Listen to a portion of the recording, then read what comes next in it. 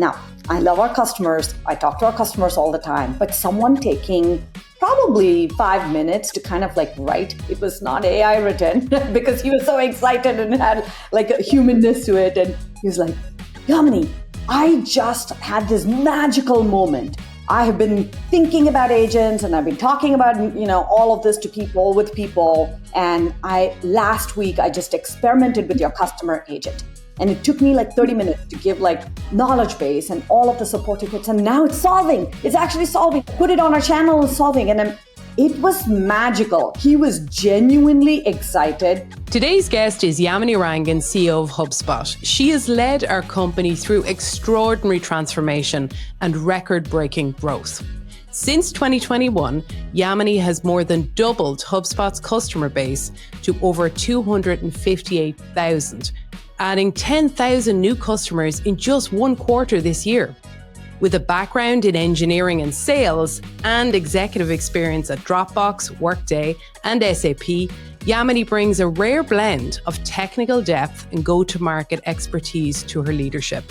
She's now steering HubSpot into the AI era, evolving our product into a leading AI-powered customer platform for scaling companies, and shaping an AI-first culture with HubSpot while staying grounded in something remarkably human: trust. I'm Sarah McDevitt. This is Owning the Outcome.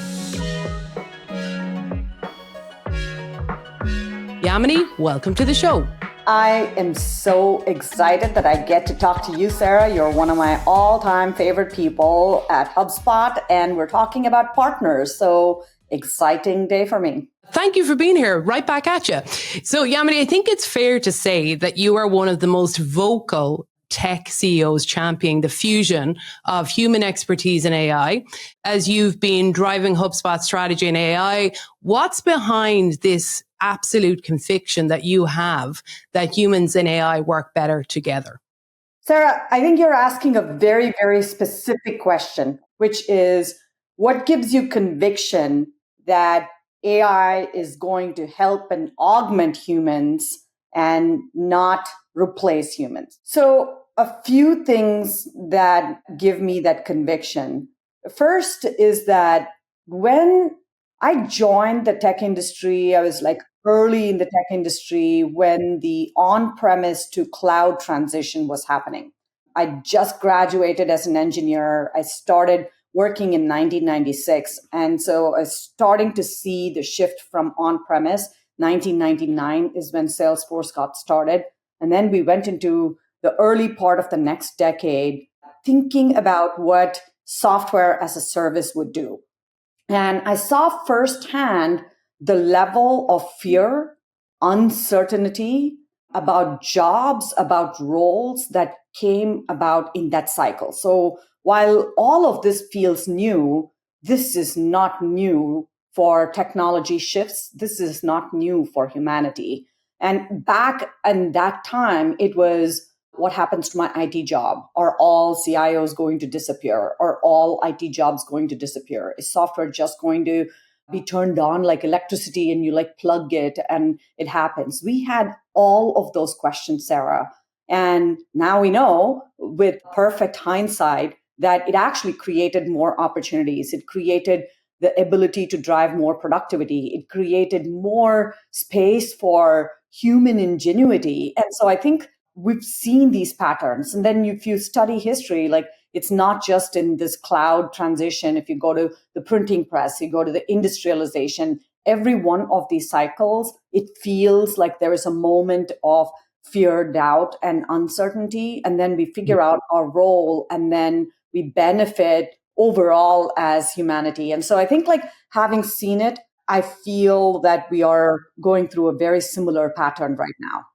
Yeah, I think me and you probably definitely agree, like a lot of people, that AI is definitely going to be a force multiplier for teams rather than a replacement. In what you're seeing, can you give me an example where you've seen like a brilliant illustration of that distinction?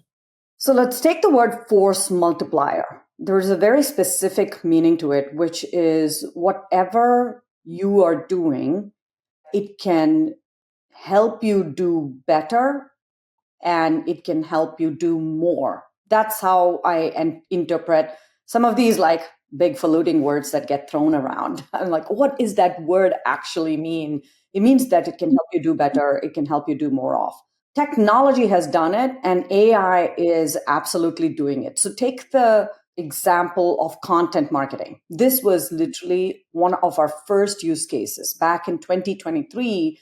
The first thing that we honed on is, if AI can help create content, then what happens to the kind of content that we create and the kind of content we distribute? And hence, Content Assistant was literally the first feature that we launched in March 2023. What we have observed since then is that it is not about just more volume of content. It is about getting content to stick, getting conversion. And that requires a level of being personal, not even personalization, being personal. I know Sarah, I know her likes, I know her dislikes, and I'm able to map her context of what she's trying to do and get content to her that makes it better.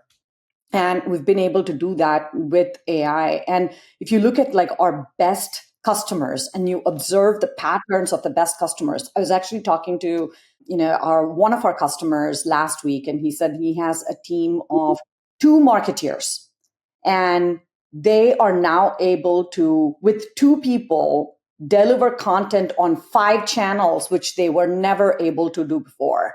And he was like, this is a game changer for me, because I'm manager. I have like 1 person working on the team, and we were only focused on text and email. Now just between the 2 of us, we are able to have a full on YouTube channel, a full on social media strategy, a full on video, short form video. And so that is force multiplier. Now I can give the same example in terms of support and service, where tier 1 tickets are handled and you're able to actually get into more proactive levels of service. I can give an example in sales, where you can get all of the account research done and help you have better conversations with humans on the other end. And so to me, it is helping do your job better and higher quality with higher conversions. And that is why it'll continue to be like a force multiplier. What do you think? You talked, Teresa, that's a great example. Yeah. You speak to customers all the time. What's been one of the surprising outcomes where you've seen a human smile because they're really excited and delighted by what HubSpot is doing with AI to make their lives easier? If you step back and think about in HubSpot, what we like to do is make things easy and fast. Those are the 2 things that we have honed on, we've been consistently working on. And when we see something like AI, it's like, oh, it can actually make things easier and faster. I'll tell you this story of our customer, Brad Poole. He is the chief revenue officer at Reseller Ratings. And on a Saturday morning, about a month ago, he wrote me a very long email. Now, I love our customers. I talk to our customers all the time, but someone taking probably 5 minutes to kind of write, it was not AI written because he was so excited and had like a humanness to it. And he was like, Yamini, I just had this magical moment. I have been thinking about agents, and I've been talking about, all of this to people, with people. And last week, I just experimented with your customer agent, and it took me 30 minutes to give knowledge base and all of the support tickets. And now it's solving. It's actually solving. I put it on our channel and solving. And it was magical. He was genuinely excited.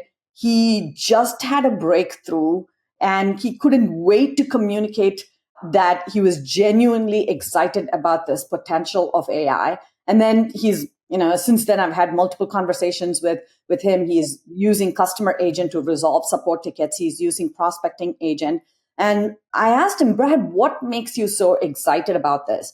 And he said, look, we're a small company. We've always been a small company. We can now do big things. I don't have to worry about adding 1 more person because our support queue is too long, or contracting 1 more person because I need to increase the support levels. I can do more with what I have. And that is genuinely exciting. And so in conversations, this is what I'm looking for. I'm looking for a couple of things. One is AI going from novel to necessary or neat to necessary. Last couple of years, we've all had these magical moments. You use it for the first time, like, it's great. And then you never go back. That's not what we care about. We genuinely care about the things that people use becoming necessary in their everyday workflow. That's like number one. I think the second thing is the magical moments. The content marketeer who only had one channel and is now able to have content distributed in 5 channels. The support leader who had 2 people, could never bring their CSAT up, but is now able to bring the customer, experience to be much higher. These are magical things that, were very, very constrained, especially for, scaling companies. And when you hear of these magical moments, then you're like, okay, now we can identify it and we can replicate it for others and then scale it. And that's what gets me genuinely excited. That's what it's all about, Yamini. That's what the pride of working for HubSpot is creating those magical moments for customers. So the enthusiasm lives through you, through those conversations with customers. It's wonderful. Don't tell anyone, but I'm obviously a bit biased when it comes to partners. And Really? teeny bit. And I really every day want to help our partners make sure that they understand the potential and the future as part of HubSpot. And something I'm thinking about really deeply is a term that I call relational intelligence, and how our partners have it. And what I see that is, AI has all of these intelligence that are around like math and all of the things around efficiency and scale. Whereas relational intelligence is that kind of cluster of human emotions together in a business context. Yeah. So it's been able to read the room. It's been able to bridge the gap with trust, for example, for some humans when it comes to AI. And that's where I think our partners are really going to succeed. When you think about our partners and the way HubSpot is going in terms of evolving its product, would you have a similar point of view that humans, just not just partners, but even HubSpot humans, bring that element of being able to read the room and the context and emotional intelligence and all these things? I love the term relational intelligence. I do think that you're hitting on something that is very, very important, because the moment that we are all in is one where we're trying to figure out, where do we fit in? And, is my job going to exist the way it is? And how is it going to look like 3 years from now? What do I ask my kids to study? So we're trying to figure out where humans contribute and add value, and where technology contributes and adds value. And I think I call it like a profoundly human moment, because it is a moment where we're thinking about our relationship to a technology and the level of value that we add to technology. And there is absolutely a role. I believe this, I've seen it in all of the early examples, and I don't quite yet see a world where, we're just like sitting and gardening and everything is taken care of by agents. It's just not there. So then the question becomes, where do we add value? And where does AI add value? So if you think about where the complementary set is, AI can do manual tasks, mundane tasks, repetitive tasks, a lot of things that even creating content and being able to get the content out there, you can do a lot of those things. And then what does that mean in terms of humans' ability to contribute? We can point and prompt AI to do the right kinds of things. We can apply what AI is providing and make it personal to the specific, person that we are targeting, whether it's a prospect or a customer. We can then activate, conversations where it feels much more contextual, much more relational, right? You can actually do that. And then we can evolve it. We can actually look at the output of it and we can evolve it. And so if you think about it, repetitive tasks that can be learned, tasks that can be determined, and mundane tasks you have like AI do it, that opens us for creative, strategic, and tasteful contextualization. And that is, that's actually great, because now I think about my role especially when I'm interacting with ChatGPT and like some of these is like, how can I ask the right prompt and how can I express what I'm trying to create in the most, clearest and compelling manner possible. If I can express what I want and my expression is really, really clear, then the output from AI is much better. And so that's broadly how I think about this. Now, if you apply to HubSpotters, if you apply to partners, look, we are on a journey. Of course, it's very human to have fear and uncertainty about what this role is. But there's also curiosity and growth mindset around what this can genuinely help us do. And if you are a partner, the wonderful thing about our partner ecosystem, and I'm biased, I do love our ecosystem, is that we've really done this transformation before. We were, we started as like marketing agencies, and then we've kind of really transformed into CRM implementation. And people thought that was not possible. The number of times I've gotten questions of like, how are you going to get your partners to go from agencies to, CRM implementers to upmarket implementers? How are you going to do that?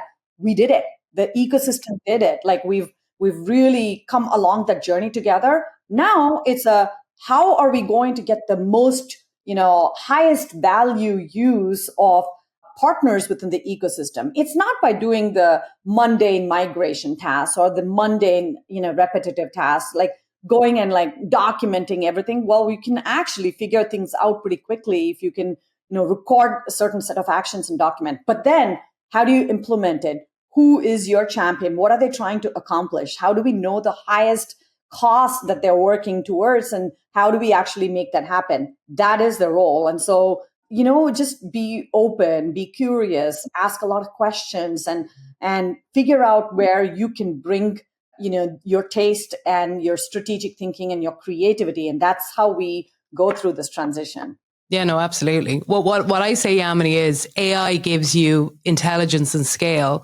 Ori gives you influence, and together you can scale with soul. And that's and that's the way I think we need to look at it. You talk to obviously lots of leaders every day, both customers and partners. What kind of mindset do you think is the most essential thing these leaders can focus on when it comes to implementing this, kind of human and AI approach? Yeah. I mean, we've talked a lot about this. You just can't start with fear. That's like number one. And then it's also interesting if you look at like the AI adoption within our customer base, is it a small company? Is it a mid-market company? Is it a, software company? What vertical are they in? Actually, it comes down to this. There's someone there who is curious about AI and is kind of like going top down on AI. It really comes down to that. It's not, and I call it like, intelligent constraints, right? Someone at the top is saying, I'm going to put some intelligent constraints and I want to see you use this new technology to be able to solve it. And that is the commonality. And if you look at like, who is able to do that? Do they have some experience with innovation? Do they have some experience with something else? No, they're curious. They have a growth mindset. They look at like everything that is thrown at them and say, oh, you know what? I'm going to try and apply this to my team or my function or my company. And it just comes like top down. And so I do think that the first stage, and we are still in the very early stages of like AI adoption, is happening because someone is curious and someone is growth oriented. And they're like looking at this and saying, I'm just going to have my team do this. I think then we're going to get a few use cases that are just going to prove value over and over. I call it like the product market fit stage of an adoption where, support has found product market adoption. Developer tools have found product market fit. And content generation and distribution has found product market fit. So there are at least 3 to 4 places where we've found product market fit. Now everybody else has to like follow and say, you know what, those early adopters are getting clear value. So now I am also going to do it. And so it all starts with someone just having a very open, curious growth mindset that's like, yeah, go make it happen. So is that, not to repeat the question again, Yamini, but it's a slightly different question I have for you. When you're looking at, you're observing loads of companies globally, okay? And you just kind of talked about the pattern you're seeing for companies who succeed is leading with that curiosity and wanting to experiment. What's the pattern for those that you might think or predict might in the long term fail because they're not displaying those characteristics now? I mean, look, I think it's pretty simple. There'll be a FOMO. It's just, you see people who are early adopters, who are innovators, who are getting the value. And then you're like, oh my God, I'm so behind. And that is going to like actually get the next set of people to use it. And then they're going to get value. And look, this is how we went from on-premise to cloud. This is literally what happened. People were like, my data needs to be in my data center. I need to make sure that I can secure it. No. What do you mean? I don't even know which cloud is, going to have my data. That is not possible. And then everybody got it. And people saw that it helped with their TCO. And then everybody was like, okay, if they're getting the value out of TCO and we're not, we're becoming less competitive. It all comes down to this. How can you leverage technology to be much more competitive and win in whatever you're trying to accomplish? That has been the role of technology. And it's the same thing here. You're going to get, product market fit in a set of use cases. People are going to use it. And then the next set of people are going to be like, I'm behind. This year, 2025, if you're not using AI for your support tickets, you are behind, because this is a place where the technology has proven itself. You can actually genuinely have history of support and knowledge base and be able to solve it. And then you can take that person that you had and move them up to more proactive support and use cases. And by the way, they're happier with that. Like, who wants to reset the password and get you activated every single time for 10 times a day? That's not what we want to do. Now you can have something else do it. And so I think there will be certain use cases like that where it's done. Yamini, as AI becomes more prevalent in our lives, what part of humanity do you think will get stronger? And in terms of our partners, where can they get stronger? Yeah. The first part of the question is easy. It is taste. Humans still are the best at figuring out what great looks like. And I think this is where our partner ecosystem has a huge, huge role to play. Your ability to understand the context of a particular customer and apply your creativity and taste to get them to the best possible outcomes.